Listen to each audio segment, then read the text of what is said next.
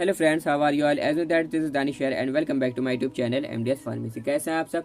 तो आज का जो हमारा टॉपिक है डी फार्म फर्स्ट ईयर के सब्जेक्ट फार्माकोग्नोसी के चैप्टर 5 की 10th कैटेगरी का, that is anti diabetics. Okay, previous lecture में हमने आपकी जितनी प्रीवियस कैटेगरीज हैं इनको हमने कवर अप कर लिया था। आज का हमारा लेक्चर 10th है जिसमें हम आपकी 10th कैटेगरी को, दैट इज एंटी डायबिटिक्स, को कवर अप कर लेंगे।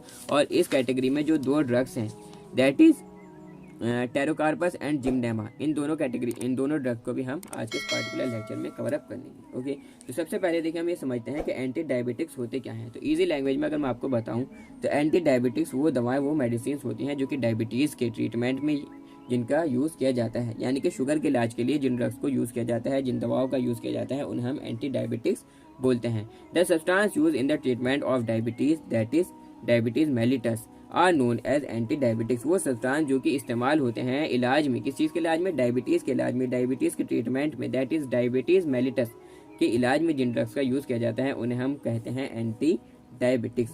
Diabetes is the inability of the body to utilise glucose due to failure of pancreas to secrete insulin insufficient quantity. यानी कि क्या होता है कि आपका जो बॉडी में जो पेनक्रियाज है, ठीक है, ड्यूडेनम के पास, उस पेनक्रियाज से एक हार्मोन निकलता है जिसको हम बोलते हैं इंसुलिन। ठीक है, ये इंसुलिन क्या करता है? ये इंसुलिन जो है प्रॉपर यूटिलाइजेशन कराता है ग्लूकोज का। यानी कि आपने खाना खाया, और जब आपने खाना खाया अब उसमें आपने रोटी भी खाई, ठीक है, तो जो ग्लूकोज उसमें से फिलहाल निकला, ठीक है, जो ग्लूकोज लेवल बॉडी में बढ़ा, तो अब क्योंकि जो ब्लड है उसमें ग्लूकोज लेवल बढ़ गया, अब उसको कहाँ जाना है? सेल में जाना है। लेकिन सेल के गेट बंद हैं, सेल के गेट चारों तरफ से, एक सेल ये एक बॉक्स है एक टाइप का, ठीक है, इसके गेट जो है बंद है। ठीक है, अब इसके गेट जब खुलेंगे तभी तो ग्लूकोज अंदर जाएगा। जब ग्लूकोज अंदर जाएगा तब उसका प्रॉपर यूटिलाइजेशन होगा, एनर्जी बनेगी, ठीक है, एटीपी बनेगी, एडेनोसिन ट्राइफॉस्फेट का प्रोडक्शन होगा। तो जब ये इंसुलिन हार्मोन निकलता है तो ये सेल के पास जाता है, ठीक है, तो सेल की जो वॉल होती है उस पर जाकर क्या करता है, ये उसके गेट को खुलवा देता है और ये ग्लूकोज किस में चला जाता है? सेल में चला जाता है, और वहाँ पर प्रॉपर इसका यूटिलाइजेशन हो जाता है। ठीक है, अगर किसी वजह से इंसुलिन हार्मोन निकलना बंद हो जाए या पैनक्रियाज इंसुलिन हार्मोन का सिक्रीशन प्रोडक्शन करना कम कर दी, ठीक है, तो जिससे एक डिजीज हो जाती है जिसको हम बोलते हैं डायबिटीज़ मेलिटस। ठीक है, इसलिए हमें एडिशनली इंसुलिन हार्मोन लेना पड़ता है। अब इसके इंजेक्शंस भी आते हैं, कोई दवाई वगैरह भी होंगी जो कि इसको प्रमोट करती हैं। ठीक है, अब इसमें जो ड्रग्स हैं वो क्या है? वह एक तो टेरोकार्पस और दूसरी है इसमें आपकी जिमडेमा। ओके, तो सबसे पहले देखिए हम इसको डिस्कस करेंगे टेरोकार्पस को। इसका जो बायोलॉजिकल सोर्स है वो क्या है? It consist of the dried juice of the plant known as pterocarpus marsupium linn. ये कंसिस्ट करती है ड्राइड जूस प्लांट का। कौन से प्लांट का? टेरोकार्पस मार्सुपियन लिन। ठीक है, इस प्लांट का ड्राई जूस कंसिस्ट करती है। बिलोंगिंग टू द फैमिली है इसकी लेगुमिनेसी। केमिकल कॉन्स्टिट्यूएंट्स इसमें कौन कौन से प्रेजेंट होते हैं? चीफ कॉन्स्टिट्यूएंट जो है इसमें वो है kinotannic acid, kinored, kinoin and pyrocatechin.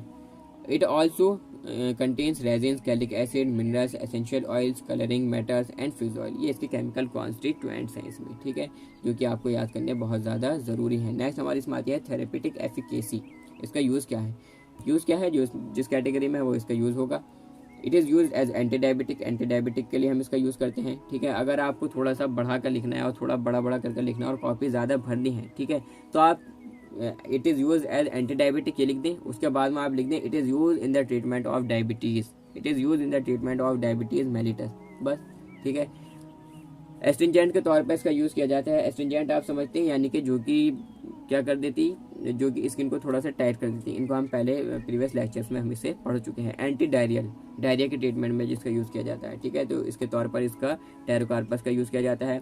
It is also use to control passive haemorrhage and in the treatment of toothache and in dyeing. ठीक है, जिसके ट्रीटमेंट में इसका यूज़ किया जाता है कंट्रोल करने के लिए पैसिव हेमोरेज को कंट्रोल करने के लिए, और टूथेक के यानी कि दांतों में दर्द होने लगता है उसके ट्रीटमेंट में इसका यूज़ किया जाता है। डाइंग में इसका यूज़ किया जाता है। डाइंग यानी कि रंगना, किसी चीज़ को कलर करना, ठीक है, उसके तौर पर इसका यूज़ किया जाता है। Also apply in tanning and printing and also in the leather industry. Tanning आप समझते हैं, यानी कि एक ऐसी जगह जहाँ पर प्रोसेसिंग होती है, स्किन को ट्रीट करके लेदर बनाई जाती है। ठीक है, जो एनिमल्स की, जानवरों की जो खाल होती है उसको ट्रीट कर उससे लेदर बनाई जाती है। उन जगहों को हम या उस प्रोसेस को टैनिंग बोल सकती है। ठीक है, और प्रिंटिंग के लिए इसका यूज़ किया जाता है टेरोकार्पस का।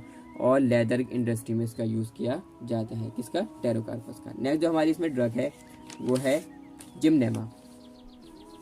बायोलॉजिकल सोर्स इसका क्या है? It consist of the dried leaves of Gymnema Silvestri. ठीक है, क्या क्या कंसिस्ट करती है? ड्राइड लीव्स, सूखी पत्तियां, किस प्लांट की? जिम्नेमा सिल्वेस्ट्री प्लांट की कंसिस्ट करती है। बिलोंगिंग टू द फैमिली, इसकी जो फैमिली है वो है एस्क्लेपिटेसी। ठीक है, केमिकल कॉन्स्टिट्यूएंट्स में कौन कौन से प्रेजेंट होती हैं? जो लीव्स हैं, जो पत्तियां हैं प्लांट की, वो कंटेन करती हैं gymnemic acid, anthraquinone compounds, albumin organic acids, और कंटेन करती है formic acid, butyric acid, mucilage, gymnemic acid और टार्टरिक एसिड, ये कंसिस्ट करती है। ये इसके केमिकल कॉन्स्टिट्यूएंट्स हुए। अब आते हैं इसकी थेरेपेटिक एफिकेसी पर। तो थेरेपेटिक एफिकेसी क्या है इसकी? Leaves are use in diabetes as stomachic stimulant, tonic, laxative and diuretic. ठीक है, लीव्स जो है यूज़ की जाती हैं डायबिटीज़ में, डायबिटीज़ के ट्रीटमेंट में, शुगर के इलाज के लिए। एज स्टोमैकिक के तौर पर इसका यूज़ किया जाता है, यानी कि भूख बढ़ाने वाली दवाएं। स्टिमुलेंट के तौर पर इसका यूज़ किया जाता है, यानी कि जो थोड़ा सा आपको एक्टिव रखें। ठीक है, टॉनिक के तौर पर इसका यूज़ किया जाता है। लैक्सेटिव के तौर पर डायूरेटिक, यानी कि पेशाब लाने वाली दवाएं। नेक्स्ट कैटेगरी यही है डायूरेटिक। ठीक है, इसके तौर पर इसका यूज़ किया जाता है। It is also use as anti diabetic के तौर पर इसका यूज़ किया जाता है। Stimulate insulin secretion. ठीक है, जो कि इंसुलिन के सिक्रीशन को इंक्रीज कर देती हैं। तो जब इंसुलिन का सिक्रीशन इंक्रीज होगा तो ब्लड ग्लूकोज, जो ब्लड में ग्लूकोज लेवल है वो डिक्रीज होगा। ठीक है, जिससे आपकी शुगर कंट्रोल हो जाएगी। And also stimulate heart and blood circulation, और स्टिमुलेट करता है हार्ट को और ब्लड सर्कुलेशन को। ओके, तो आज के लिए बस नहीं। नेक्स्ट जो हमारी कैटेगरी होगी वो होगी डायूरेटिक्स।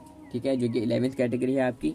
इसको हम इसमें एक दो ड्रग्स हैं इसमें, पुनर्नवा एंड गोफ्रू। ठीक है, इसको हम नेक्स्ट लेक्चर में कवर अप कर लेंगे। Okay, so thanks for listening carefully, that's all.